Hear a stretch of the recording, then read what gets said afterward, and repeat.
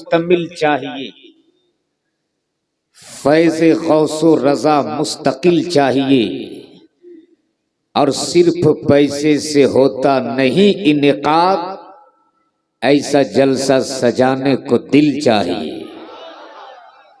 ऐसा जलसा सजाने को दिल चाहिए। अल्लाह आपके इस इश्क को कबूल फरमाए। मैं मुबारकबाद दूं कमेटी के जुमला मेंबरान और ओहदेदारान बिलखुसूस भाई अब्दुल जब्बार साहब और उनके तमाम सहयोगियों को, जिन्होंने आज की इस कंप्यूटराइज माहौल में, जहां हर कौमों की अपनी अपनी पहचान और निशानियां, हर मजहब और धर्म के लोगों की अलामतें और पहचान का ये मीडिया प्रचार करे, अखबारात जिसकी तशहीर करे, लेकिन ये ईमान की हरारत है। हमारे पास इलेक्ट्रॉनिक मीडिया नहीं, हमारे पास प्रिंट मीडिया नहीं, हमारे पास अपने अकीदे की अशात के लिए कोई चैनल नहीं, हमारे पास अपने दीन की तबलीग के लिए कोई सैटेलाइट नहीं। लेकिन ये कहने में शहादत हुसैन बरकाती कतई गुरेज नहीं करेगा कि वो किसी और मजहब और धर्म के लोगों का चैनल है। जो ये बिजली पे चले, अमा सुन्नियों के ईमान का चैनल तो मदीने के तार पे चला करता है। बोल जोर से, बोल जोर से। और बेला मुबालिगा में कहूं कि हेडक्वार्टर तो मदीने में है, मगर ट्रांसफार्मर तो अजमेरी मोहल्ला में पड़ा है। लेकिन हजरत मुफ्ती साहब, आज कुछ लोग उसी ट्रांसफार्मर पे उंगली डाल रहे हैं। इशारे में समझो, अगर शॉर्ट सर्किट हुआ ना, तो न तेरा वजूद बचेगा, न तेरा बाप का वजूद बचेगा।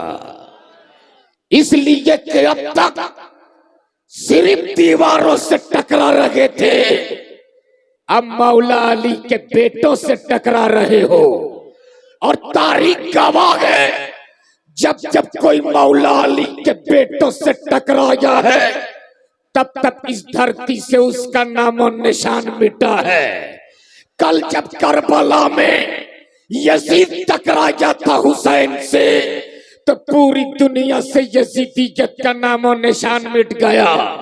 मेरा हुसैन कल भी जिंदाबाद था, आज भी जिंदाबाद है, और कयामत की सुबह तक हुसैन जिंदाबाद रहे।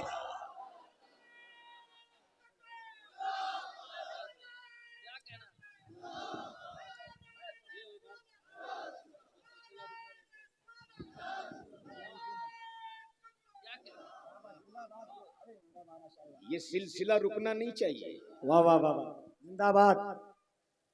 अच्छा लगता है उर्दू सिर्फ हमारे अब्दुल जब्बार भाई ही समझे। अच्छा, एक बात पहले क्लियर हो जाए, आप लोग सब उर्दू समझ रहे हो ना? अरे बोलो ना। नहीं, बंगाल के कुछ इलाके ऐसे हैं जहां लोग बिल्कुल उर्दू समझते ही नहीं है। हजरत ऐसा मुफ्ती साहब, एक हादसा हुआ है, उसी इलाके के एक बंगाली बाबू बेचारा वो पहुंच गए लखनऊ और बैठ गया रिक्शे पर। जब उसके उतरने की मंजिल आई तो बांग्ला जुबान में बोला, ओ रिक्शा वाला दाड़ा, आमी आई खाने नाम। अब वो लखनऊ और इलाहाबाद के लोग क्या समझे बांग्ला। जैसे ही बोला दाड़ा, उसने रिक्शा तेज दौड़ाया। बोला, ओ रिक्शा वाला दाड़ा, आमी आई खाने नाबो। वो गरीब रिक्शे वाले के पास जितनी ताकत थी कस के पैटल मारा। तब वो बंगाली बाबू सोचे यहाँ बांग्ला चौल बनाए। तब बड़ी जद्दोजहद के बाद वो हिंदी बोलने की कोशिश किया और बोला, "ए रिक्शा वाला, रिक्शा रोको, हम यहीं पे गिरेगा।" क्या कहा? हम यहीं पे गिरेगा। रिक्शा वाला बोले, "भैया मैं 30 साल से रिक्शा चला रहा हूं, मेरा बाप भी रिक्शा चलाता था, आप इत्मीनान से बैठिए, मैं आपको नहीं गिरने दूंगा।" बोला, "अरे बोलता ना हम गिरेगा।" तब वो रिक्शा वाला साइड में रिक्शा रोका और झोला से निकाला मजबूत सी एक मोटी रस्सी और रिक्शे के साथ मिलाकर जम के गिट्ठा बांध दिया और बोला, "आप आराम से बैठो, कभी नहीं गिरोगे।" तो अगर आप समझ गए तो जरा एक बार समझकर अपने नबी के नाम पूरा मजमा अपने दोनों हाथों को उठा लो पूरे मजमा दोनों हाथ, और मेरे साथ मदीने वाले मुस्तफा को पुकार लो और बोल दो, लब्बैक या रसूल अल्लाह। अच्छा, वो लोग किस पार्टी के लोग हैं? अच्छा माशाल्लाह, आपके भी हाथ उठे हैं। नहीं, वो हुआ था। बात देखने के बाद एक बात और याद आ गई। अब्दुल जब्बार भाई, मकसूद भाई है कि नहीं? अच्छा है, अगर आपकी इजाजत हो तो बता दो। एक आदमी के यहाँ 2 चोर घुसा। कितना? इत्तेफाक से उन दोनों चोर का नाम था, एक का नाम था अब्दुल सत्तार, दूसरे चोर का नाम था अब्दुल रज़्ज़ाक। अगर यहाँ किसी का नाम हो तो माफ कीजिएगा। वो दोनों चोर इतने चालाक थे कि रात होने से पहले पहले शाम ही में घर घुस गए। तो जिनका नाम अब्दुल सत्तार था वो पलंग के नीचे छुप गया, जिसका नाम अब्दुल रज़्ज़ाक था ऊपर छज्जा में छुप गया। शाम को मकान मालिक जब काम करके घर लौटा, खाना खाने के बाद जब बिस्तर पे सोया, बीवी बोल पड़ी, "मेरे सरताज, आज तो खाने पीने का काम चल गया, लेकिन कल के लिए घर में अनाज के एक भी दाने नहीं है।" शौहर बड़ा साबिर था, बोल पड़ा, "घबराती क्यों? वो रज़्ज़ाक है ना, इंतजाम करेगा।" फिर थोड़ी देर बाद बोलती, "दाल भी नहीं है।" शौहर बोला, "घबरा मत, वो रज़्ज़ाक है, इंतजाम करेगा।" फिर कुछ देर बाद बोलती, "सुबह उठने के बाद फौरन आपको चाय चाहिए, आज तो घर में चाय की पत्ती भी नहीं है।" शौहर बोला, "अरे घबरा मत, वो रज़्ज़ाक है, इंतजाम करेगा।" इतना सुनना था, अब्दुल रज़्ज़ाक जो छज्जा में छुपा था धड़ाम से नीचे कूद गया और गुस्सा के बोला, "जब सब इंतजाम अब्दुल रज़्ज़ाक ही करेगा तो पलंग के नीचे जो अब्दुल सत्तार छुपा है वो का खाक करेगा?" तो उसी वक्त से देख रहा हूं कि सुभान अल्लाह भी यही आगे वाले बोले, चंदा भी देख रहा था, अक्सर यही आगे वाले दे रहे थे। तो बाकी पीछे वाले और साइड वाले आप लोग क्या कीजिएगा? अगर सब लोग कुछ करने आए हैं, एक बार अपने नबी को मेरे साथ मुस्तफा जाने रहमत को पुकार लो, दोनों हाथ उठा लो और बोल दो, लब्बैक या रसूल अल्लाह, लब्बैक या हबीब अल्लाह। सरकार की आमद, सरकार की आमद, आका की आमद, मौला की आमद, हुजूर की आमद, नूर की आमद, सरवर की आमद, दावर की आमद, हुजूर की आमद, हुजूर की आमद। सुभान अल्लाह। शायद आपको पता नहीं है। जिंदाबाद। अच्छा, चाय आ गई है। वैसे चाय वाले को देखता हूं तो मुझको तो बड़ा डर लगता है। इसलिए कि एक चाय वाला तो पूरा मुल्क तबाह कर ही रहा है, दूसरा चाय वाला जलसा तबाह करने के लिए काफी हो सकता है। अच्छा, आजकल जलसों में लोग चाय बड़ी शौक से पिलाते हैं और सोचते हैं कि जब स्टेशन पे चाय बेचने वाला मुल्क का प्रधानमंत्री बन सकता है तो जलसों में चाय पिलाने वाला गांव का मुखिया क्यों नहीं बन सकता। तुम दुआ करेंगे इंशाल्लाह बन जाओगे। झूम के बोल दो या रसूल अल्लाह, और जोर से बोल या रसूल अल्लाह। शायद आपको पता नहीं है, आपके इसी जुनून इश्क को देखकर आज जमाने के लोग खौफजदा हैं। तेरे इसी जुनून इश्क को देखकर आज दुनिया डरती है, और जब वो तेरे घर के करीब से तेरी गलियों में गुजरते हैं तो तेरे इसी जुनून इश्क को देखकर वो आपस में बातें करते हैं कि ये कौन लोग हैं जो न ठंडी देखते न गर्मी, न धूप देखते न बरसात, न इन्हें भूख लगती न प्यास। रात आधी रात गुजरने के बाद जब दुनिया चैन की नींद अपने बिस्तर पे लेती, ये किसके इश्क में जाग रहे हैं, ये किसके इश्क में मस्त है, ये किसके इश्क में पागल हैं। तो उन्हीं में से कोई कहता ये वो लोग हैं जिन्होंने मोहम्मद अरबी का कलमा पढ़ा है। तब वो लोग कहते क्या इन्होंने जिस नबी का कलमा पढ़ा अपने उस नबी को देखा भी? जवाब मिलता नहीं, न इसने अपने नबी को देखा, न नबी के जलवे को देखा, न नबी के तलबे को देखा। तब वो कहने पे मजबूर हो जाते, अरे जब 1500 साल बाद बिन देखे इनका इश्क का आलम ये है, तो 1500 साल पहले उनका इश्क क्या होगा जिसने अपनी आंखों से मुस्तफा को देखा हो।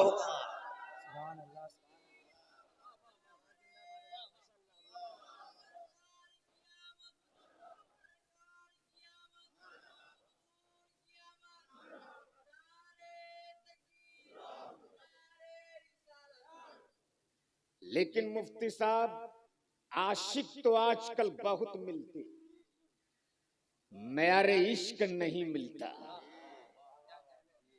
आशिकों की कमी नहीं है जी, इस गली से उस गली का आशिक, इस खिड़की से उस खिड़की का आशिक, इस दरवाजे से उस दरवाजे का आशिक, इस नुक्कड़ से उस नुक्कड़ का आशिक। और मेरे इश्क तो इतना घटिया है कि रंग देखे तब इश्क हो, रूप देखे तब इश्क हो, पेशानी देखे तब इश्क हो, जुल्फ देखे तब इश्क हो, आंखें देखे तब इश्क हो, लब देखे तब इश्क हो। जब जब किसी ने किसी को देखा है तब इश्क किया है, जब जब किसी ने किसी को देखा है तब प्यार किया है। लैला ने मजनू को देखा तब इश्क किया, मजनू ने लैला को देखा तब इश्क किया, शीरीन ने फरहाद को देखा तब इश्क किया, फरहाद ने शीरीन को देखा तब इश्क किया। लेकिन अगर आशिक देखना हो तो नबी ये कौनैन की चौखट पर, आशिक देखना हो तो मुस्तफा के दरवाजे पर। महबूब है मदीने में, आशिक है बरेली में। बोल जोर से बोल, महबूब मदीने में, आशिक बरेली में। न महबूब का तलवा देखा, न महबूब का जलवा देखा, न महबूब के जुल्फे मुअम्बर देखा, न महबूब के रूबे अनवर देखा। इश्क का आलम ये करूं तेरे नाम पे जा फिदा, नहीं है कि जा तो जगह फिदा, तो जहां से भी नहीं जी भरा। या रसूल अल्लाह करूं क्या करोड़ों जहां नहीं। नारे तकबीर, नारे रिसाल जश्न आमद रसूल हजरत अल्लामा शहादत हुसैन बरकाती। आशिक बनना हो तो एक बार उसी इश्क के रंग में बोल दो या रसूल अल्लाह, मोहब्बत से बोल दे या रसूल अल्लाह। खुदा की कसम अपने मुकद्दर पे नाज करो, आप रश्क करो अपनी तकदीर पर, फख्र करो अपने मुकद्दर पर। इसलिए कि आज आप उस जगह पे बैठे हो जिस जगह को मेरे मुस्तफा ने जन्नत की क्यारी फरमाया है। और अगर चंद लम्हे आज आपका बैठना कबूल हो गया तो हो सकता है आज की यही रात हमारे लिए निजात वाली रात बन जाए। हो सकता है यही रात हमारे लिए बख्शिश वाली रात बन जाए। इसलिए कि हमारे पास ऐसे अमाल नहीं है कि हम अपने अमाल के बुनियाद पर बख्शे जाएं। हमारी इबादत भी इस लायक नहीं कि अल्लाह हमारी इबादत के बुनियाद पर हमारी मगफिरत फरमा दे। हमारे इखलाक को किरदार भी इस लायक नहीं है कि हम अपने इखलाक को किरदार के बुनियाद पर बख्शे जाएं। हमें अपनी इबादत पर नाज नहीं, हमें तो रब की रहमत और मुस्तफा की शफाअत पे नाज है। न तात पर, न तकवा पर, न ज़ुहद इत्तिका पर है। हमारा नाज जो कुछ है मोहम्मद मुस्तफा पर है। अगर मदीने वाले मुस्तफा ने आपका बैठना कबूल कर लिया तो आज आप इस कपड़े के शामियाने के नीचे बैठे हो। अगर नबी रहमत ने तेरा बैठना कबूल कर लिया तो कल महशर की भीड़ में जब लोग नफ्सी नफ्सी के आलम में होंगे, कोई किसी का पुरसाने हाल ना होगा। जब बाप बेटे से भागेगा, बेटा बाप से भागेगा, माँ बेटी से भागेगी, रिश्तेदार रिश्तेदार से भागेंगे। जब कोई तेरा पूछने वाला ना होगा, जब कोई तेरी मदद करने वाला ना होगा, जब कोई तेरी हिमायत करने वाला ना होगा, तब वही मदीने वाले मुस्तफा तेरे सर पे अपनी चादर ततहीर डाल देंगे। और जिसके सर पे नबी अपनी चादर डाल दे, अपने वक्त का गुनहगार क्यों ना हो, बदकार क्यों ना हो, सियाहकार क्यों ना हो, इसियाशार क्यों ना हो, जिसके सर पे नबी अपनी चादर डाल दे उससे कोई नहीं निकाल सकता। तभी तो उस्ताद ज़मन बोल पड़े कि ढूंढा ही करें सदरे कयामत के सिपाही या रसूल अल्लाह, वो किसको मिले जो तेरे दामन में छुपा हो। वो किसको मिले जो तेरे दामन में छुपा हो। वो किसको मिले जो तेरे दामन में छुपा हो। इसी 12 रबीउन नूर को मक्के की वादी में सुबह सादिक के वक्त आमना के आंगन में उसी मुस्तफा जाने रहमत ने कदम रखा। और कदम रखने के बाद अपने कबीले को नहीं ढूंढा, अपने रिश्तेदारों को नहीं ढूंढा, अपने खानदान वालों को नहीं ढूंढा, बल्कि मुस्तफा जाने रहमत ने अपने नबूवत वाली पेशानी को जमीन पे रखा और सिर्फ एक सदा बुलंद किया, या रब्बे हबली उम्मती, या रब्बे हबली उम्मती, या रब्बे हबली उम्मती। परवरदिगार मेरी उम्मत को मेरे हवाले कर दे, मौला मेरी उम्मत को मेरे हवाले कर दे। रब की मशीयत आवाज देती, महबूब अब तक तो उम्मत ने आपको जाना भी नहीं, अब तक तो उम्मत ने आपको पहचाना भी नहीं, अब तक तो उम्मत ने आपको समझा भी नहीं। नबी के रहमत फरमाते, परवरदिगार मेरी उम्मत जाने ना जाने, तेरा महबूब अपनी उम्मत को जान भी रहा है, अपनी उम्मत को पहचान भी रहा है। झूम के बोल दो माशाअल्लाह, वाह वाह, सुभान अल्लाह। पूरा मजमा एक आवाज में बोल दो या रसूल अल्लाह, और जोर से बोल या रसूल अल्लाह। आज दुनिया की हर कौम, खुदा की कसम आज आए हो मुस्तफा की इसी मिलाद में, इत्मीनान के साथ बैठो आप, इसलिए कि यहां से आज इंशाअल्लाह खाली हाथ वापस आप नहीं जाओगे।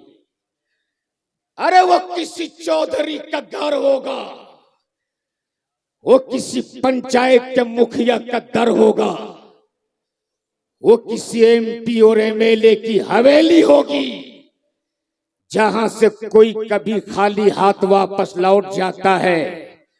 आप आमद रसूल के महफिल में बैठे हो, यहां से ना कोई कल खाली हाथ वापस लौटा था, ना आज खाली हाथ वापस लौटेगा, न सुबह कयामत तक खाली हाथ वापस लौटेगा।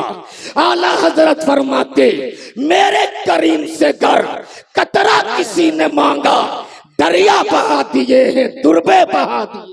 वाह वाह वाह, सुभान अल्लाह।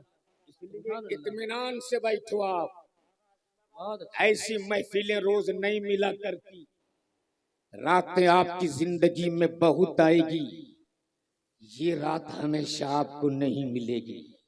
बेशक रातें आपके मुकद्दर में बहुत होगी, लेकिन ये रात आपको हमेशा नहीं मिलेगी। आज की इस रात को मुकद्दर अपने आप के लिए फख्र वाली रात समझो, और बैठकर मुस्तफा जाने रहमत के बारगाह में खिराज अकीदत पेश कर लो। मदीने वाले ने कबूल कर लिया तो तेरी दुनिया भी सवर जाएगी, तेरी आखिरत भी सवर जाएगी। बोल दो सुभान अल्लाह। हजरत आज दुनिया की हर कौम, मुफ्ती साहब, दुनिया की हर कौम अपनी अपनी तखल्लुस से पहचानी जाए। आपने देखा होगा जितनी भी पार्टियां हैं, जितनी भी सियासी पार्टियां हैं, हर पार्टियों के निशान अलग अलग हैं। बोलो सही के गलत है ना?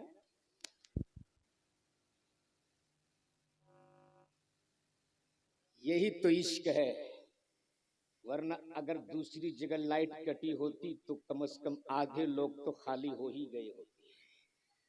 लेकिन आज आपने करबला के उन जानसारों की याद दिला दी, इसलिए वही अंधेरी रात थी। हुसैन मुज्तबा जब मदीने से निकलकर मक्का और मक्के में हाजिरी देने के बाद जब करबला चले थे ना, तो बीच रास्ते में मेरा इमाम रुक गए थे, और रुकने के बाद फरमाए थे, हुसैन के साथ चलने वालों, तुझे पता है हुसैन कहाँ जा रहा है? तो हुसैन ने मुज्तबा के हमराह जो नर्ज किया था, मेरे इमाम हमें नहीं पता। तब मेरे इमाम ने फरमाया था, हुसैन अपने नाना से किया हुआ वादा निभाने करबला जा रहा है। जिसको चलना हो वो मेरे साथ चले, जिसको लौटना हो वो यहीं से लौट जाए। थोड़ी देर के लिए मेरे इमाम ने चिराग को बुझाया था और कहा था, अगर ये चिराग की रोशनी में हुसैन का चेहरा देख के तुझको लौटने में शर्म आती है तो लो मैं चिराग बुझा देता हूँ। थोड़ी देर के लिए मेरे इमाम ने चिराग बुझाया था, और जब कुछ देर के बाद चिराग जलाया था तो लोगों को लौटना तो दूर, जो जहां बैठे थे एक बाल बराबर भी वहां से हटे नहीं थे। और बैठकर उन्होंने साबित किया था, मेरे इमाम हम वो हैं जो सीना दिखाकर सीने पे तीर खाना जानते हैं, पीठ दिखाकर बुज़दिल की तरह मैदान से भागना नहीं जानते हैं। आज आपने उसी हुसैन के गुलामी का सबूत दिया कि लाइट कट गई मगर एक भी आदमी नहीं हिला, और बता दिया कि हम भी रसूलुल्लाह के दीवाने हैं। ऐसी एक रात क्या, मुस्तफा के नाम पर कई रातें हम कुर्बानी देने का जज्बा और हौसला रखते हैं। इसलिए एक बार पूरा मजमा झूम के बोल दो या रसूल अल्लाह। आज दुनिया की हर कौम अपने अपने तखल्लुस से पहचानी जाए। हिंदुस्तान वालों की पहचान अलग है, पाकिस्तान वालों की पहचान अलग है, बांग्लादेश वालों की पहचान अलग है, अमेरिका की पहचान अलग। अब जितनी सियासी पार्टियां हैं उन पार्टियों के भी चुनाव चिन्ह अलग अलग। भाजपा की अलामत अलग है, लोजपा की अलामत अलग है, आरजेडी की अलामत अलग है, टीएमसी की अलामत अलग।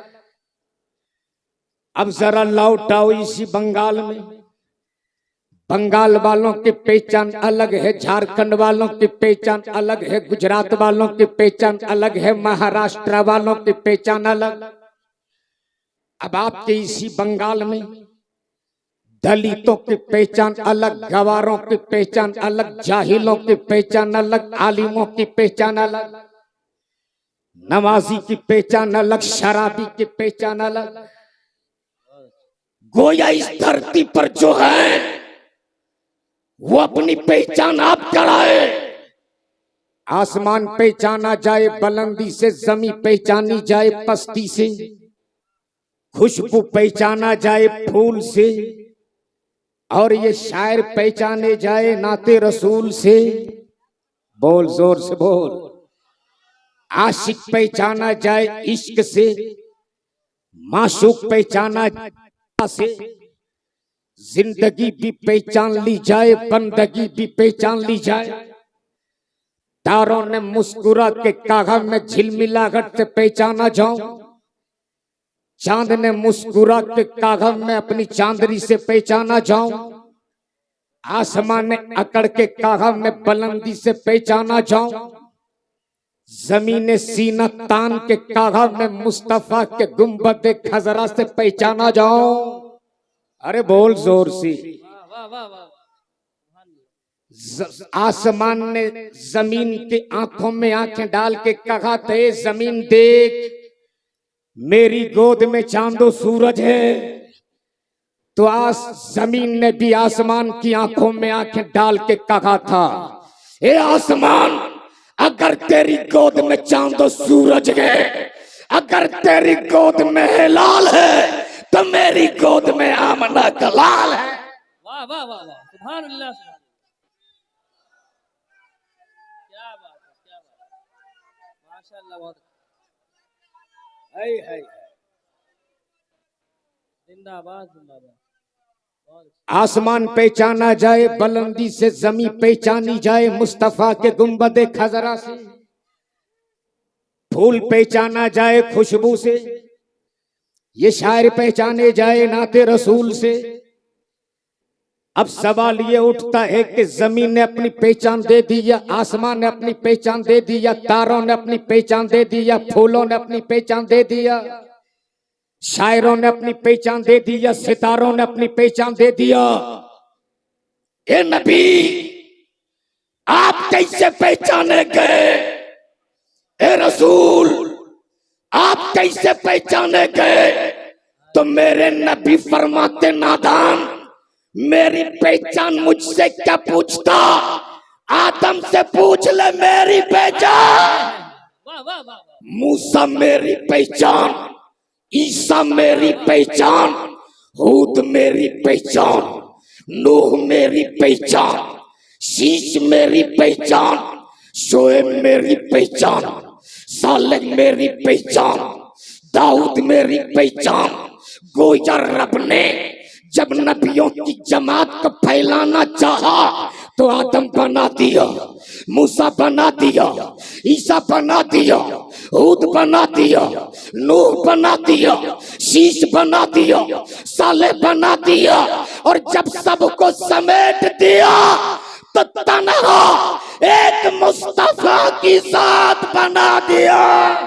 वाह वाह वाह वाह। सुभान अल्लाह सुभान अल्लाह। बहुत अच्छा। बोल दो जोर से, आए मोहब्बत से बोल। अब सवाल उठता है, ए यूसुफ आपने कैसे पहचाना, याकूब आपने कैसे पहचाना, यूसुफ आपने कैसे पहचाना? तो हजरत यूसुफ फरमाते मेरा हुस्न वो था। तवज्जो चाहो, हजरत यूसुफ फरमाते मेरा हुस्न वो था, जब मिस्र की औरतों ने देख ली तो उंगलियां काटी, और उनका हुस्न वो था जब अरब के जवानों ने देख लिया तो इस्लाम के लिए अपनी गर्दनें कटा दी। कब बोलोगे, जरा जोर से बोल। हुस्न यूसुफ पे कटी मिस्र की अंगुष्ठ जना, सर कटाते हैं तेरे नाम पे मर्दाने अरब। अब जरा यहीं से थोड़ा पीछे पलट लो और एक बार झूम के बोल दो, या रसूल अल्लाह। जब तारीख का वो तेवर अपने जहन में रखो, जब मिस्र के बाजार से हजरत यूसुफ को जुलेखा खरीद कर अपने महल में लाई, जमा हो गई मिस्र की सारी औरतें जुलेखा की हवेली में और बोल पड़ी, जुलेखा बहुत चर्चे सुने हैं तेरे यूसुफ के हुस्न के, एक झलक जरा हुस्न यूसुफ का जलवा तो दिखा दे। हाय हाय हाय। जुलेखा बोल पड़ी, अगर यूसुफ के हुस्न के जलवे देखना चाहती हो तो आज नहीं, क्या कहा, आज नहीं कल आना, और खाली हाथ मत आना। तवज्जो चाहो, खाली हाथ मत आना। औरतें बोल पड़ी, जुलेखा क्या पैसे और नजराना लेकर आओ? नहीं। मालो दौलत लेकर? नहीं। सरमाया और दीनार लेकर? नहीं। जुलेखा बोलो ना क्या लेकर आऊं? तब जुलेखा ने कहा था, सिर्फ एक छुरी और एक लेंबू लेकर आना। हाय हाय हाय। क्या कहा था? एक छुरी और एक लेंबू। लेकिन क्या गजब की चीज है ये लेंबू भी हजरत मुफ्ती साहब। यानी हाईटेक जमाना होने के बाद भी, हाई एजुकेटेड लोग होने के बाद भी क्या अंधविश्वास है साहब। दरवाजे पर लगा दिए हरी मिर्च और लेंबू। हैरत तो मुझको तब हुई जब मैं एक डॉक्टर के दरवाजे पे देखा हरी मिर्च और लेंबू टंगा हुआ है। मैंने अपने पेशेंट को दिखाया, डॉक्टर ने कहा ऑपरेशन करना होगा। मैंने कहा डॉक्टर साहब जब ये हरी मिर्च और नींबू ही से काम चल जा रहा है तो ऑपरेशन की क्या जरूरत? क्या अंधविश्वास है। गोया सुलेखा बोल पड़ी, अगर हुस्न यूसुफ के जलवे देखना चाहती हो तो एक छुरी और नींबू। आ गई मिस्र की औरतें, हाथ में नींबू और छुरी लिए, निगाहें बाहर है, हुस्न पर्दे में। तवज्जो चाहो मुफ्ती साहब, हुस्न पर्दे में, निगाहें बाहर है। जरा जोर से बोल दो, एक आवाज में बोल, अमा वो हुस्न यूसुफ है जिसके जलवे देखने के लिए निगाहें बेचैन, दिल तड़प रहा। तो आला हजरत भी कोई वैसे नहीं होता जब हुस्न पैगंबर का वजीफे इस शान से इमाम इश्क मोहब्बत ने पढ़ा, और जब पढ़ा तो क्या कहा, उठा दो पर्दा, उठा दो पर्दा, दिखा दो चेहरा कि नूर बारी हिजाब में गए। ज़माना तारीक हो रहा है कि महर कब से नकाब में है। जिंदाबाद।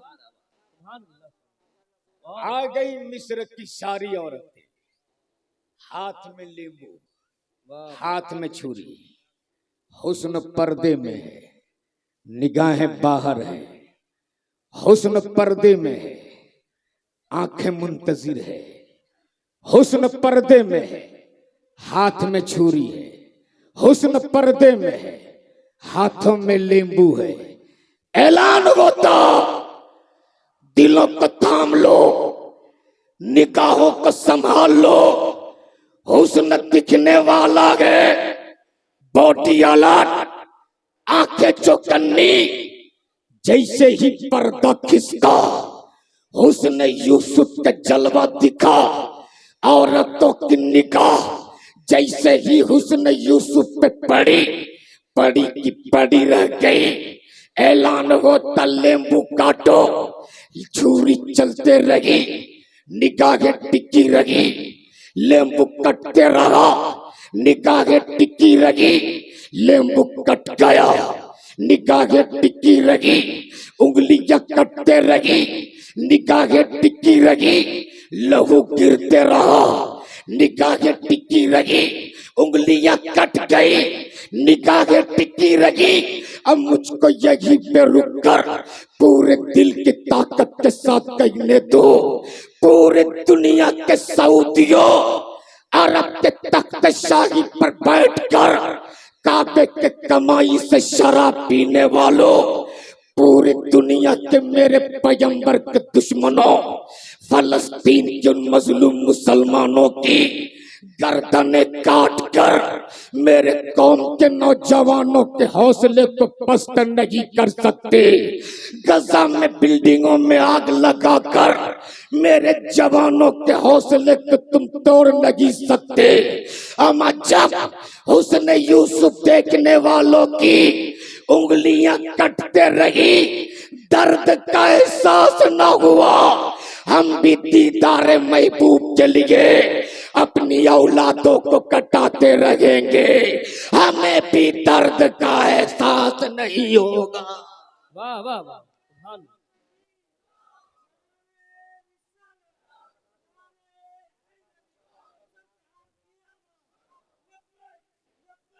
आवाज मिलाओ, एक आवाज में बोल।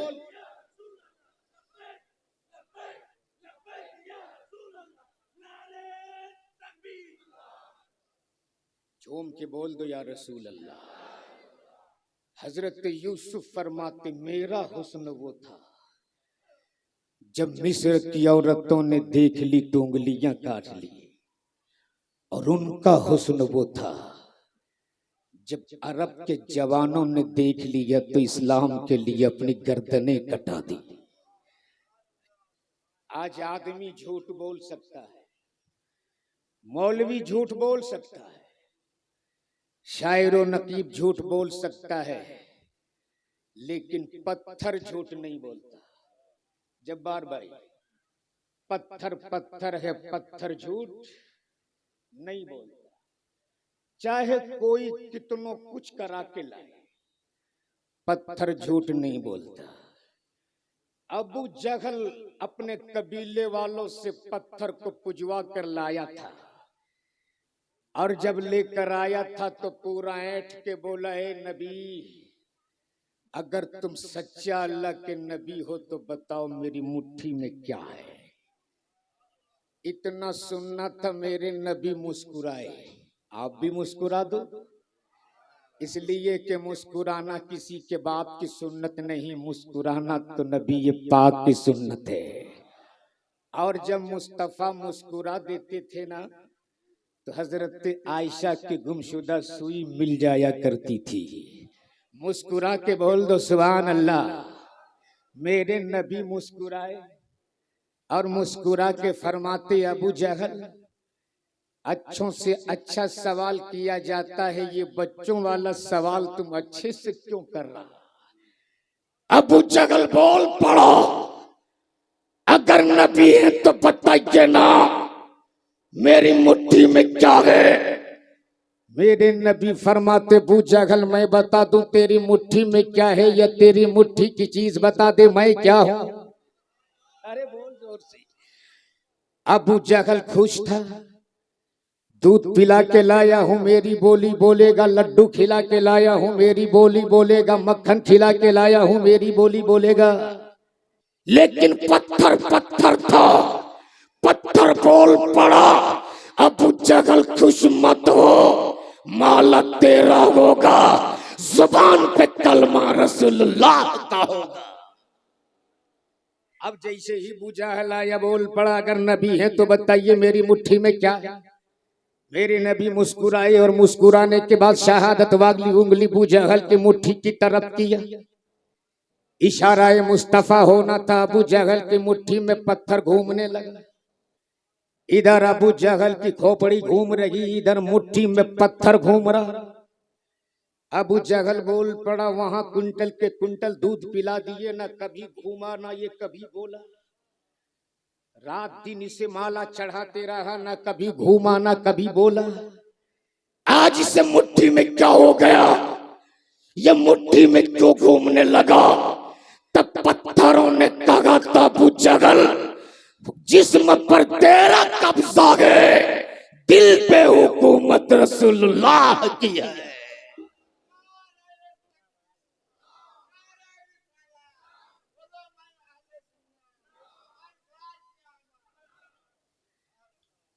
अब जरा आप यहीं रुक के एक बात बता दो, मेरा नबी लाजवाब। पूरा मजमा एक आवाज में बोल, मेरा नबी। एक आवाज में, मेरा नबी। मेरे नबी का मक्का, जोर से, मेरे नबी का मक्का, मेरे नबी का मदीना, मेरे नबी की जिंदगी, मेरे नबी की जवानी, मेरे नबी का बचपन, मेरे नबी का लड़कपन, मेरे नबी का बचपन, मुस्तफा लाजवाब। तवज्जो चाहूं, लाजवाब। और ऐसा लाजवाब, ऐसा लाजवाब, न महबूब के तलबे का जवाब, न महबूब के जलवे का जवाब, न महबूब के जिस्म अतार का जवाब। रब ऐसा लाजवाब रब ने नबी को बनाया, ऐसा बेमिसाल बनाया, ऐसा बेनजीर बनाया। रब ने जमीन की तकलीफ फरमाई, मालिक मुस्तफा को बना दिया। अर्श की तकलीफ फरमाई, मालिक मुस्तफा को बना दिया। फर्श की तकलीफ फरमाई, मालिक मुस्तफा को बना दिया। चांदो सूरत की तकलीफ फरमाई, मालिक मुस्तफा को बना दिया। बरगो समर की तकलीफ फरमाई, मालिक मुस्तफा को बना दिया। कायनात के जर्रे जर्रे की तकलीफ फरमाई, मालिक मुस्तफा को बना दिया। यहाँ तक के रब ने जन्नत की तकलीफ फरमाई, मालिक मुस्तफा को बना दिया। जब भी तो सरकार ताजु शरिया बोल पड़े कि जहां पानी अता कर दे, बड़ी जन्नत गिबा कर दे। नबी मुख्तार कुल है, जिसको जो चाहे अता कर दे। अल्लाह सुभान अल्लाह, बहुत अच्छा।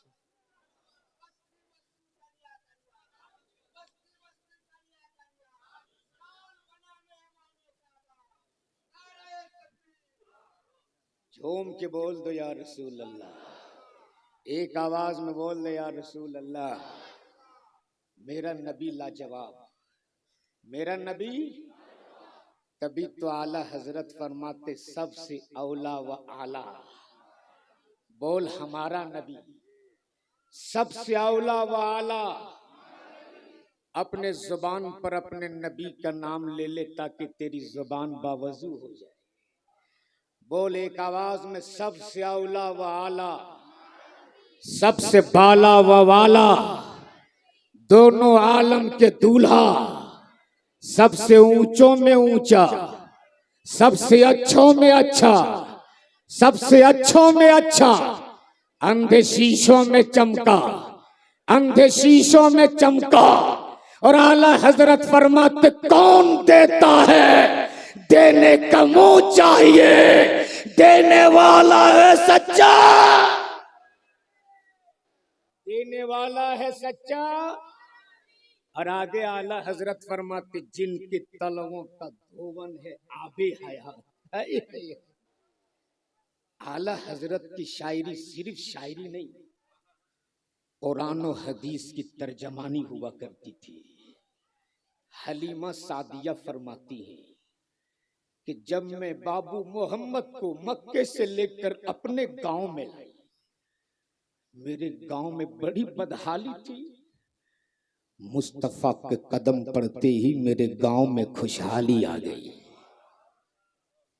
और हलीमा सादिया फरमाती है कि मेरे गांव का माहौल ये था कि हर मजदूर, हर काम करने वाला, हर रोजगार पे जाने वाला जाने से पहले एक बार हलीमा के छप्पर के चक्कर जरूर लगाता और किसी न किसी तरह मुस्तफा के रूवे अनवर की जियारत कर लेता, उसका बिगड़ा हुआ काम बन जाता था। हलीमा सादिया कहती है कि अगर मेरे गांव में कोई बीमार पड़ता तो उसे किसी हकीम के पास लेकर नहीं जाते, किसी तबीब के पास लेकर नहीं जाते, किसी डॉक्टर से इलाज नहीं कराते, किसी हकीम से इलाज नहीं कराते, बल्कि कटोरे में पानी लेकर हलीमा के छप्पर के करीब पहुंच जाते। हलीमा सादिया पानी को लेकर मुस्तफा के कदमों को पानी में डाल देती। वो पानी में इतनी बरकत आ जाती कि अगर कोई बीमार पी ले तो शिफा पा जाए, मरीज पी ले तो सेहतमंद हो जाए, दुखियारा पी ले तो सुख पा जाए, अभागन पी ले तो मुकद्दर का सिकंदर हो जाए। उसी को आला हजरत फरमाते जिनके तलवों का धोवन है, आबे हयात है वो जाने मसीहा। पूरा मजमा बोल, है वो जाने मसीहा, है वो जाने मसीहा। हमारा नबी और गमज़दों को रज़ा मुज़्दा दीजिए कि है बेकसों का सहारा। बोल, बेकसों का सहारा।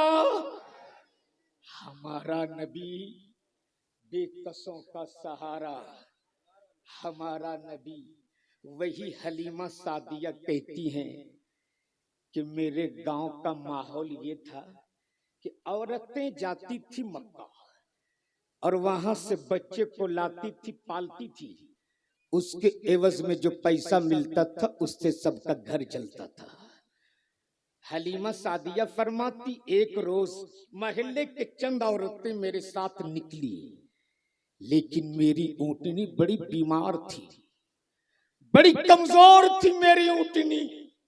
सफर तो एक साथ हुआ, लेकिन जिनकी ऊँटनी तंदुरुस्त थी वो पहले मक्के में पहुंच गई और मक्के के रईसों के बच्चे को, मक्के के सरदारों के बच्चे को, मक्के के मालदारों के बच्चे को उन औरतों ले लिया। जब मैं मक्का पहुंचने वाली थी, मेरी बहनें मक्का से उन औरतों को लेकर आ रहे थे, औरतें आ रही थी। जब मैं मक्का पहुंची कोई बच्चा मुझको नहीं मिला, कोई बच्चा मुझको नहीं मिला। तब मैं गिलाफे काबा को पकड़ के रो रही थी, मेरा घर कैसे चलेगा। मक्के की सारी औरतें आई और बच्चे को लेकर चली गई, मुझे कोई बच्चा नहीं मिला। अब मैं अपना घर कैसे चलाऊंगी। हलीमा फरमाती है मैं गिलाफे काबा को पकड़ के रो रही थी। इतने में काबे के मतवल्ली हजरत अबू तालिब ने देख लिया और कहा एक खातून इधर रोती क्यों है। तब उसने कहा था औरतें आई थी, मक्के से बच्चों को लेकर चली गई, अब कोई बच्चा नहीं है जिसे मैं लेकर जाऊंगी, अपने घर चलाऊंगी। अब्दुल मुत्तलिब ने कहा था अब रो मत, इसलिए के रोने वाले के आंसू पोंछने वाला मोहम्मद रसूलुल्लाह आ चुके हैं। हलीमा घबरा मत, जा मेरे घर में एक बच्चा है, उस बच्चे को लेकर तू चली जा। हलीमा फरमाती है मैं हजरत आमना के घर में दाखिल हुई।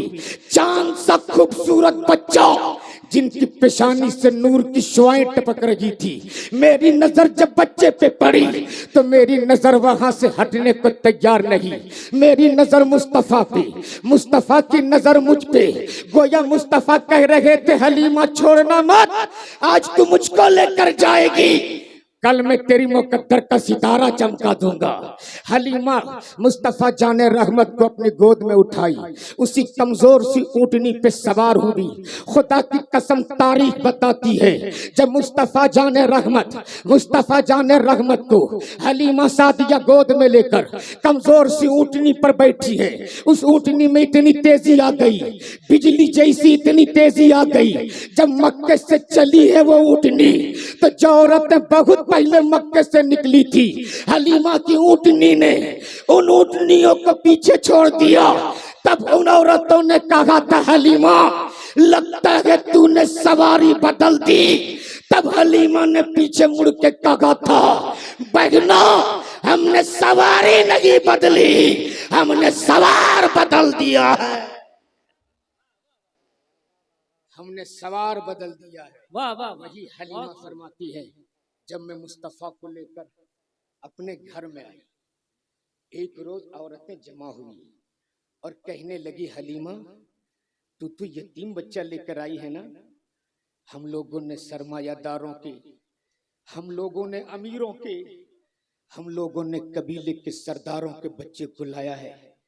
इतना पैसा हमें नहीं मिलता कि हम रात रात भर चिराग जलाया करें। हलीमा तुझे कितना पैसा मिलता है कि रात रात भर तेरे रोशनदान से रोशनी नजर आती है। हलीमा सादिया कहती है, बहनों कसम है पैदा करने वाले उस रब्बे काबा की, जिसकी कब्ज़े कुदरत में हलीमा की जान है। जब से मैं अपने बाबू मोहम्मद को लाई हूं, तब से कभी भी अपने घर में चिराग नहीं जलाया है। मेरा बाबू जिधर जिधर जाता है, उधर उधर से नूर की किरणें फूटती हैं। आला हजरत फरमाते, तेरी नस्ल पाक में है बच्चा बच्चा नूर का, तू है ऐने नूर, तेरा सब घराना नूर का। वही हलीमा सादिया फरमाती है, वही हलीमा फरमाती है कि एक रात आसमान पर 14वीं का चांद चमक रहा था, पूरे आबोताब के साथ निकला हुआ था। मैं अपने बाबू मोहम्मद को आंगन में एक चारपाई पर लेटा दी, थोड़ी देर के लिए अंदर गई, और जब अंदर से बाहर आई, नजर आसमान पे पड़ी। क्या देखती हूँ, क्या आसमान के सितारे भी गर्दिश कर रहे हैं। बोल दो सुभान अल्लाह। आसमान का चांद भी रक्स कर रहा। ये चांद कभी दाएं हिलता, कभी बाएं हिलता, कभी आगे हिलता, कभी पीछे हिलता। हलीमा फरमाती, मैं परेशान हो गई, आखिर आज इस चांद को क्या हो गया है, आखिर आज आसमान पे चांद क्यों रक्स कर रहा। हलीमा फरमाती, जब मैंने बहुत गौर किया, तब मुस्तफा जाने रहमत की उंगली पे नजर ठिकर गई। मेरे मुस्तफा चारपाई पे लेटकर अपनी उंगली जिधर जिधर घुमा रहे थे, आसमान का चांद भी उधर उधर घूम रहा था। आला हजरत फरमाते, चांद झुक जाता, जिधर उंगली उठाते महद में क्या ही चलता था, इशारों पर खिलौना नूर का। वो है मुस्तफा जाने रहमत। अब जरा आप यहीं रुक कर हमें एक बात बता दो, मेरे नबी की कुल जाहिरी उम्र कितनी थी? आप में से कोई बताएं, कितनी थी? कितनी? जोर से बोलो ना। 63। सुभान अल्लाह। कितनी उम्र थी? 63। कितनी? ये जरूरी है, कल आप जुलूस मोहम्मदी लेकर निकलोगे, सरकार की आमद का मरहबा के नारों से तेरी गलियां गूंजेगी। और अगर किसी ने तुझसे पूछ लिया, बता तुम जिस नबी के दिन मना रहे हो, तेरे उस उम्र की, तेरे उस नबी की जिंदगी की जाहिरी उम्र कितनी थी? अगर आप नहीं बता सके तो बोलो शर्मिंदगी होगी कि नहीं होगी? कितनी थी सबको याद रहना चाहिए। कितनी उम्र थी? एक आवाज में बोलो, कितनी? 63 यानी 63। ऐलान नबूवत से पहले नबी मक्के में कितने दिन रुके है किसी को मालूम? ऐलान नबूवत से पहले नबी मक्के में कितने दिन रहे? नहीं पता। जलसों में 10 लाख 20 लाख खर्च करने के बाद भी इतनी छोटी सी बात नहीं मालूम? मेरे नबी ऐलान नबूवत से पहले 40 साल। कितने दिन? ऐलान नबूवत से पहले कितने दिन रहे? 40 साल। गोया मेरे नबी 40 साल तक चुप रहे 40 साल तक। और एक दर्स दे दिया मुस्तफा जाने रहमत ने कि अगर तुझको इस कौम के सामने अपनी बात मनवानी हो तो पहले अपनी जात को मनवाओ। 40 साल तक मेरे मुस्तफा चुप, और उस 40 साल जिंदगी में वो इखलाक और किरदार पेश किया है मेरे नबी ने कि अबू जहल जैसे काफिर ने कहा था मोहम्मद की तरह अमीन कोई नहीं। अबू लहब ने कहा था मोहम्मद की तरह सादी कोई नहीं। उतबा और शैबा जैसे काफिर ने कहा था मोहम्मद की तरह इंसाफ करने वाला कोई नहीं। लेकिन 40 साल के बाद जब फारान की चोटी पे खड़े होकर अपनी नबूवत का ऐलान किया और पत्थरों के सामने झुकने वाली पेशानियों को, दरख्तों के सामने झुकने वाले सरों को, आग की पूजा करने वाले को जब एक खुदा के सामने सर झुकाने की दावत दी, एक खुदा की इबादत की दावत दी, तो पूरा मक्का मेरे नबी के दुश्मन बन गए। पूरा मक्का मेरे नबी के खून के प्यासे बन गए। वही अबू जहल जो कहता था मोहम्मद की तरह अमीन कोई नहीं, वही मेरे नबी के दुश्मन बन गए। अबू लहब जो कहता था मोहम्मद की तरह सादी कोई नहीं, वही मेरे नबी के सबसे बड़ा दुश्मन बन गया। उतबा और शैबा जो कहता था मोहम्मद की तरह इंसाफ करने वाला कोई नहीं, वही मेरे नबी के खून के प्यासे बन गए।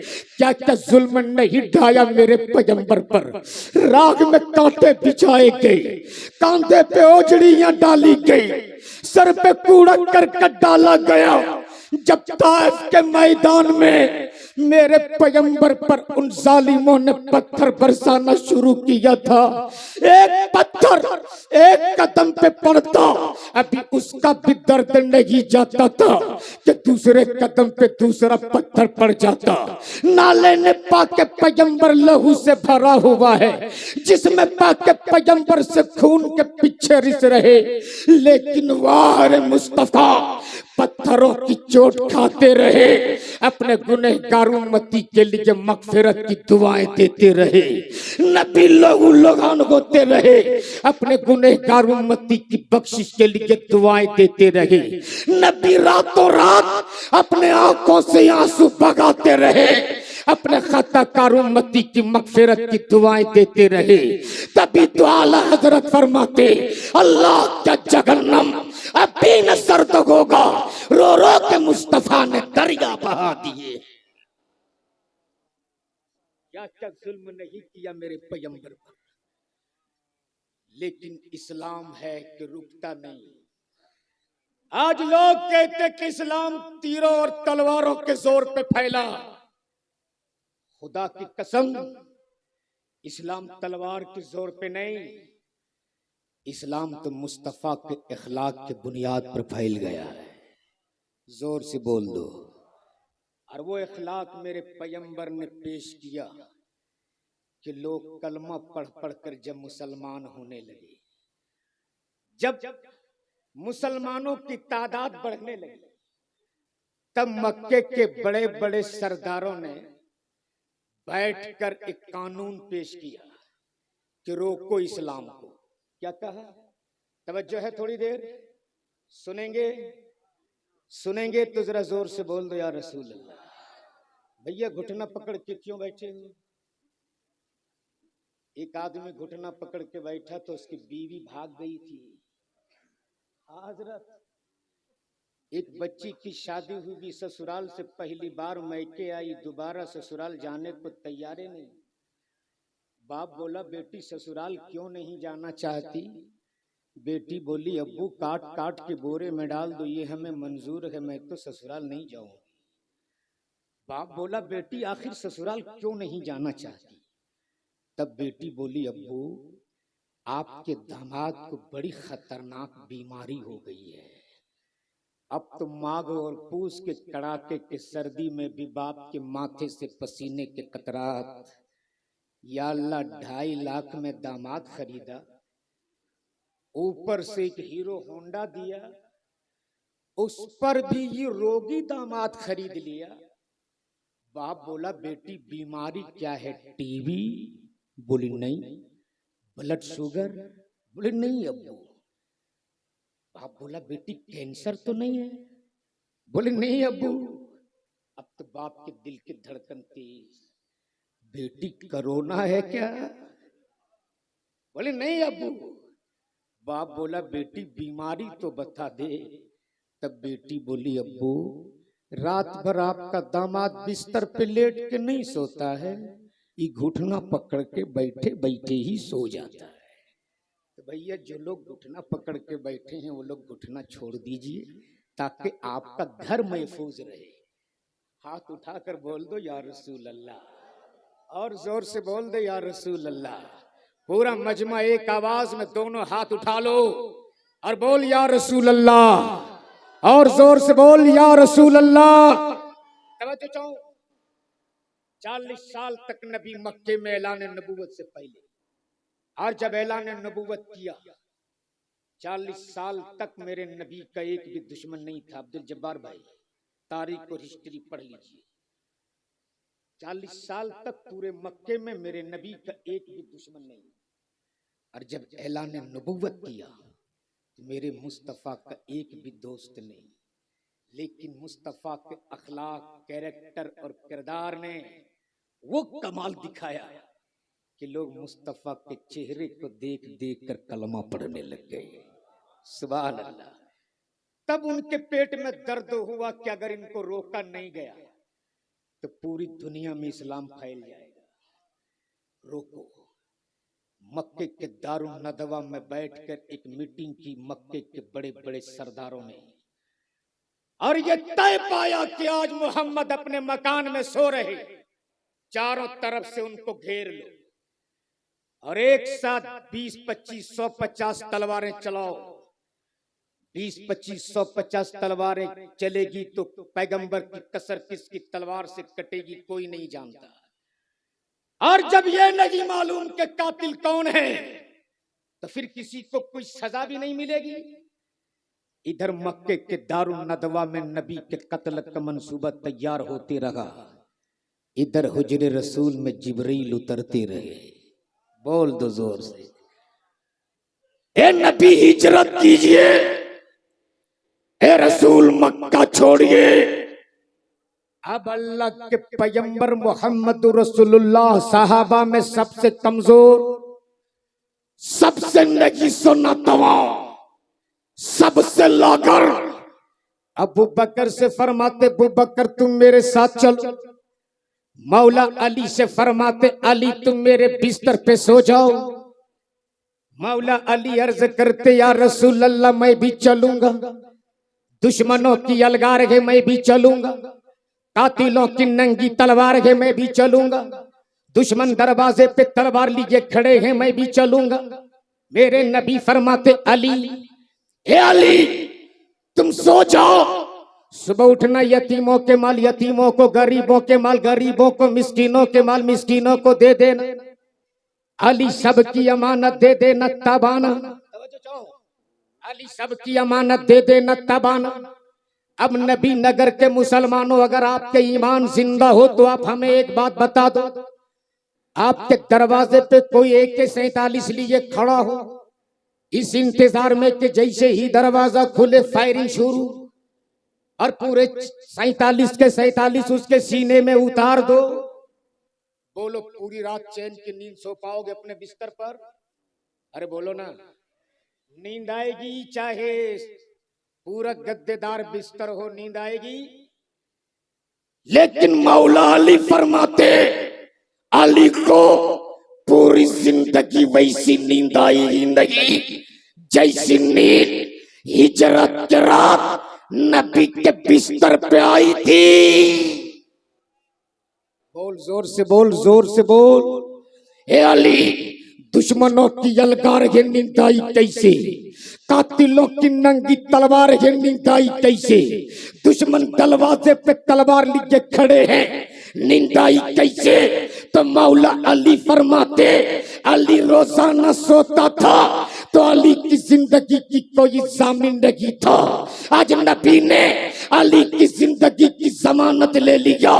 ए अली, जब तक के सबका सामान देकर तुम मुझ तक नहीं आ जाओगे, अली तेरी मौत आ ही नहीं सकती है। अरे अली, तुझको दुनिया की कोई ताकत मार भी नहीं सकती है। ए अली, तुझको दुनिया की कोई ताकत मार भी नहीं सकती है। अब अल्लाह के रसूल सल्लल्लाहु अलैहि वसल्लम कमजोर अबू बकर को लिए चले। मैंने आलम में तसव्वुर में पूछ लिया, या रसूल अल्लाह अलैहिस्सलाम, ये कमजोर अबू बकर को क्यों लिया? अली को लिए होते जिनके बाजुओं से जमाना पनाह मांगे, अली को लिए होते जिन्होंने दर खैबर को अपनी उंगलियों में नचाया हो, अली को लिए होते जो अबू तुराब थे। ये कमजोर अबू बकर को क्यों लिया? तो मेरे नबी फरमाते, ए लोगों, अली को अपने साथ में लेकर अली को ताकतवर बनाना था, और अबू बकर को अपने साथ में लेकर अबू बकर को ताकतवर बनाना था, और अली को अपने बिस्तर पे सुलाकर अली की ताकत बचानी थी। ए लोगों, जो सो रहा है वो बड़ा ताकतवर है, और जो मेरे साथ चल रहा है ये बड़ा तकवे वाला है। अब अल्लाह के रसूल सल्लल्लाहु अलैहि वसल्लम चले, साथ में कमजोर अबू बकर है। जहां तक रेतीली जमीन थी मेरे नबी पैदल चले, जहां से पथरीली जमीन शुरू हुई यानी पहाड़ की चढ़ाई। याद रखना, जबल सौर की ऊंचाई 5400 फीट है हजरत। अल्हम्दुलिल्लाह तहदी से नेमत के तौर पे बोल रहा हूँ कि गारे सौर तक मैं पहुंचा हूँ, और हम जैसे जवानों को ऊपर से नीचे आने में 8 घंटे लगे थे। जब मैं उस पहाड़ के करीब पहुंचा ना, तो मैं अपने आप को रोक न सका। मेरे दिमाग में बस वही तारीख घूम रही थी। आज तो पाकिस्तानी लोग पत्थर काट काट के रास्ता बना दिए हैं कि लोग आसानी से ऊपर जाते हैं और नीचे आ जाते हैं। उस वक्त कोई रास्ता भी नहीं था। कमजोर अबू बकर मुस्तफा को अपने कांधे पर लेकर कैसे इतना ऊपर चढ़े होंगे। तब मेरे ईमान ने मुझको ललकार के कहा, जो बात अक्ल तस्लीम न करे उसी को तो मौजेजा कहते हैं। कमजोर अबू बकर है। जहां तक रेतीली जमीन थी नबी पैदल चले, जहां से पथरीली जमीन शुरू हुई पहाड़ की चढ़ाई। मुस्तफा जाने रहमत फरमाते, अबू बकर इधर आओ, अपना कांधा लाओ और अपने कांधे पर कौनैन के ताजदार को सवार करो। अल्लाहू अकबर। अब जरा इस तारीख को यहीं रोकिए और चलिए देखिए, फतेह मक्का का दिन है। जब मेरे नबी ने मक्का फतह किया तो खाने काबा के अंदर जितने बुत थे, मेरे पैगंबर ने सबसे पहले खाने काबा को बुतों से पाक किया। सब बुतों को निकाला। एक बुत था जो सबसे ऊपर था, वहां तक किसी का हाथ नहीं जा रहा था। मौला अली ने अपना कांधा आगे बढ़ा दिया।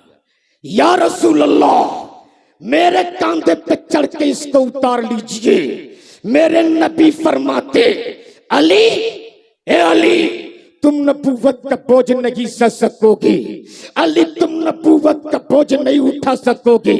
या रसूल अल्लाह अलैहि सलाम, कल खाने काबा में वो अली नबूवत का लोड ना उठा सके। आज कमजोर अबू बकर के कांधे पे मुस्तफा चढ़ रहे हैं। या रसूल अल्लाह, ये कमजोर अबू बकर कैसे लोड उठा लेंगे? तो मेरे नबी फरमाते, ए लोगों, आज अली को अपने कांधे पर उठाकर बताना था कि जिसको नबी उठा देगा उसे कोई माई का लाल गिरा नहीं सकता। और आज अबू बकर के कांधे पे चढ़ के बताना था, मेरे बाद अगर मेरी खिलाफत का कोई लोड उठाने वाला होगा, पहला हजरत अबू बकर होगा।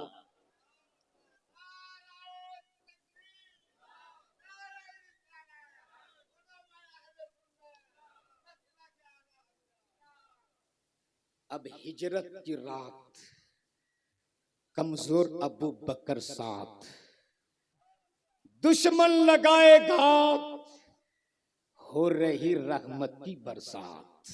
बोल दो सुभान अल्लाह।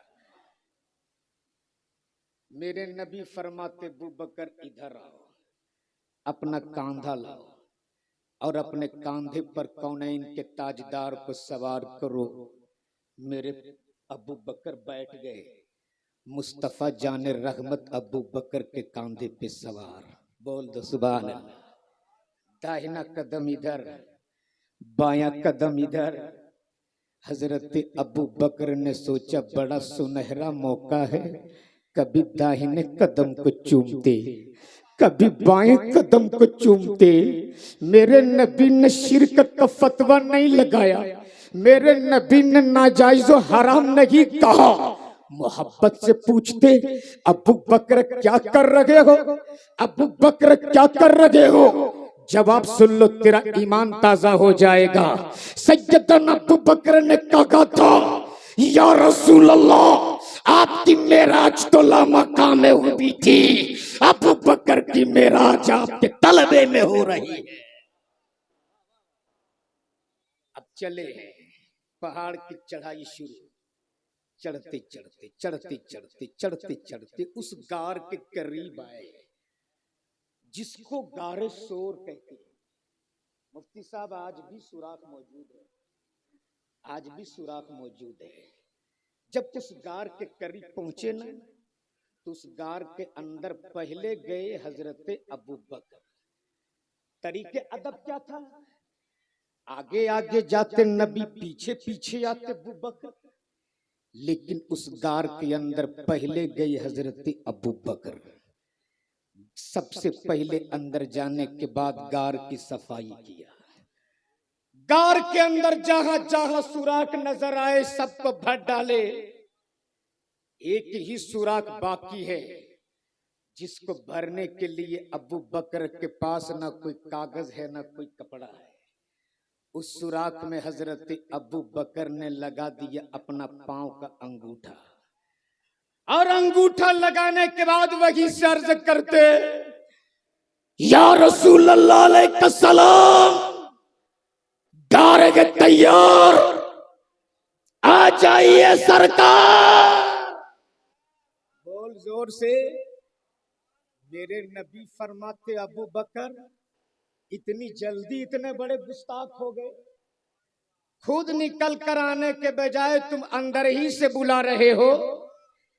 हजरत अबू बकर अर्ज करते, या रसूल अल्लाह, मेरे माँ बाप आप पे कुर्बान, मैं गुस्ताख नहीं हूं, नहीं हूं। या रसूल अल्लाह, ये तो मेरी मजबूरी है, और इसी मजबूरी में अकीदत भी है। इधर अबू बकर सुराखों को भर रहे, उधर नबी के दीदार के लिए अजदहा सर पटक रहा। इधर अबू बकर सुराखों को भर रहे, उधर नबी के दीदार के लिए सांप तड़प रहा। अबू बकर के पास एक ही सुराख बाकी है जिसके भरने के लिए कोई कागज जो कपड़ा नहीं। अबू बकर ने उस सुराख में लगाया है अपना अंगूठा। इधर अबू बकर सुराखों को भर रहे, उधर अजदहा सर पटक रहा। और वो सांप भी बड़ा चालाक था कि बस यही एक रास्ता है जिसके जरिए मैं कौनैन के ताजदार की जियारत करूंगा। लेकिन आलम ये कि जब अबू बकर ने अपना पांव का अंगूठा लगाया तो सुराख से अबू बकर अपना अंगूठा हटाने को तैयार नहीं। तब सांप ने धीरे से अपनी जुबान को अबू बकर के अंगूठे से लगाया। अबू बकर हटा लो, फिर भी नहीं हटाए। तब जरा और दबाया। अबू बकर हटा लो, फिर भी नहीं हटाए। तब जरा कस के दबाया। अबू बकर हटा लो, फिर भी नहीं हटाए। तब दांत कड़ाया, फिर भी नहीं हटाए। तब पॉइजन समेटा। गोयकल सांप भी नबी के कौनैन की अकीदत में नबी के उम्मतियों को जीने और मरने का मिजाज दे रहा है कि अगर कोई रोके वलियों की जियारत से, अगर कोई रोके मजारों की जियारत से, अगर कोई रोके जुलूस मोहम्मदी से, तो पहले इल्तिजा करो, फिर भी ना हटे तब बाजू लगाओ, फिर भी ना हटे तब दांत कड़ाओ। अरे मैं सांप होकर अबू बकर से टकरा गया, तुम नबी के उम्मती होकर गुस्ताखे रसूल से क्यों नहीं टकरा सकते हो? मुझसे सबक हासिल करो। अबू बकर हटा नहीं रहे थे, मैं अपनी जुबान सटा रखा था, फिर भी नहीं हटाए। तब जरा और दबाया, फिर भी नहीं हटाए। तब दांत कड़ाया, फिर भी नहीं हटाए। तब पॉइजन समेटा। जब अबू बकर के जिस्म में पॉइजन फैलने लगा, जब अबू बकर की आंखें बंद होने लगी, जब अबू बकर का चेहरा जर्द होने लगा, कौनैन के ताजदार फरमाते, अबू बकर ये तेरी आंखें क्यों बंद होती, ये तेरा चेहरा क्यों जर्द होता, ये तेरा बदन क्यों पीला होता? अबू बकर जवाब देते, या रसूल अल्लाह, उसने डस लिया। बोल जोर से, बोल जोर से। क्या कहा? उसने डस लिया। मुस्तफा फरमाते, किसने डसा? अबू बकर, किसने डसा? अर्ज की, या रसूल अल्लाह, में जिसके रास्ते में रुकावट था उसने काटा है, उसने काटा है। नबी फरमाते, अबू बकर दिखाओ तो कहां काटा है? हाय हाय, दिखाओ तो। जैसे ही सुराख से अबू बकर ने अंगूठा हटाया, उधर इसका भी काम हो गया। बोलो ना। अजदहा सीधे गार के अंदर और फन फैला के बोल पड़ा, अबू बकर अब दोबारा मत लगाना। ए अबू बकर, अपना अंगूठा हटाए रहो। और एक कौनैन के ताजदार, आप अपना रूए अनवर झुकाए रहो ताकि मैं तुझको देखता रहूं, मैं तेरी दीद करता रहूं। बरसों से फकत इस गार के अंदर इसी इंतजार में बैठा था कि निकल जाए दम तेरे कदमों के नीचे। यही दिल की हसरत, यही आरज़ू है। अच्छा एक बात बताओ, वो सांप को कैसे पता था कि इसी गार में मुस्तफा आएंगे? वो सांप को कैसे पता था इसी गार में नबी आएंगे? गोया वो सांप जरूर था, आज का सड़ा हुआ वहाबी नहीं था। मेरे नबी ने अबू बकर से फरमाया, अबू बकर दिखाओ कहां काटा है। अंगूठा आगे बढ़ाया, या रसूल अल्लाह यहाँ काटा है। सुन मेरे नबी के जलवे सुन, नबी को अपनी तरह कहने वालों सुन। मुस्तफा ने कोई दवा नहीं दी, कोई इंजेक्शन नहीं लगवाया, किसी हकीम के पास लेकर नहीं गए। कौनैन के ताजदार ने अपना लुआबे देहन निकाला। बोलो जोर से। अबू बकर के अंगूठे में लगाया। खुदा की कसम, तारीख गवाह है, जैसे ही मेरे मुस्तफा का लुआबे देहन अबू बकर के अंगूठे में लगना था, अबू बकर की आंखें खुल गई। चेहरा जैसे पहले था उससे भी ज्यादा तरोताजा हो गया। तो मुझको कहने दो लोगों, जब मेरे नबी के लोहा पे देगन का ये आलम है, तो मेरे नबी के मुकम्मल जलवे का आलम क्या हो सकता है?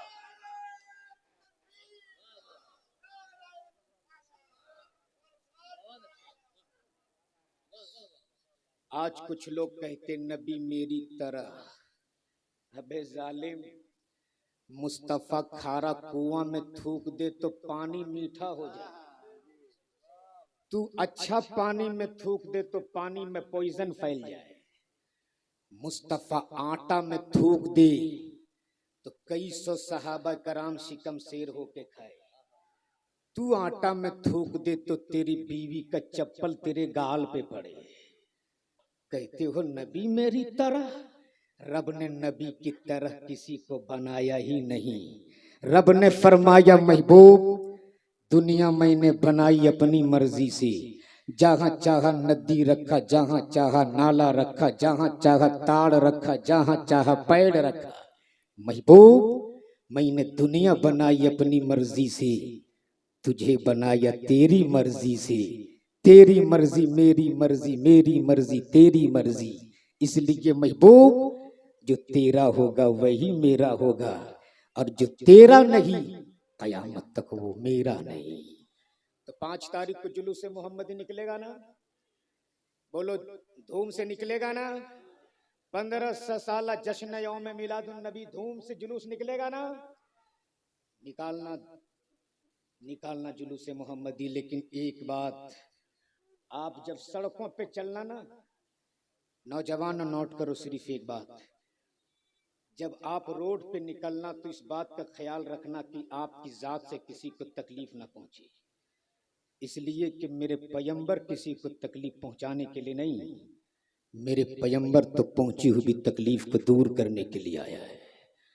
इस शान के साथ जुलूस मोहम्मदी निकालना कि अपने तो अपने गैर भी देख के ये कहने पे मजबूर हो जाए, अरे जब 1500 साल बाद उम्मत इतनी अच्छी है, इनके नबी कितने अच्छे होंगे, इनके नबी कितने अच्छे होंगे।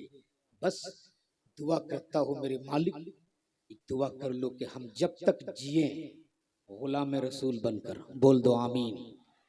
दम तोड़े तो गुलाम रसूल बनकर, कब्रों में लेटाया जाऊं तो गुलाम रसूल बनकर, मैदान कयामत में उठाया जाऊं तो गुलाम रसूल बनकर। हम रोज कहते हैं कि हम उनका गुलाम हैं। कभी तो उन्हें तरस आएगा, कभी तो उन्हें ख्याल आएगा। हम रोज कहते हैं कि हम उनका गुलाम हैं। जिस दिन मदीने वाले मुस्तफा ने कह दिया कि ये मेरा गुलाम है, उसी दिन हमें निजात का परवाना मिल जाएगा। जिंदगी सोहबत यार बाकी, खुदा हाफिज।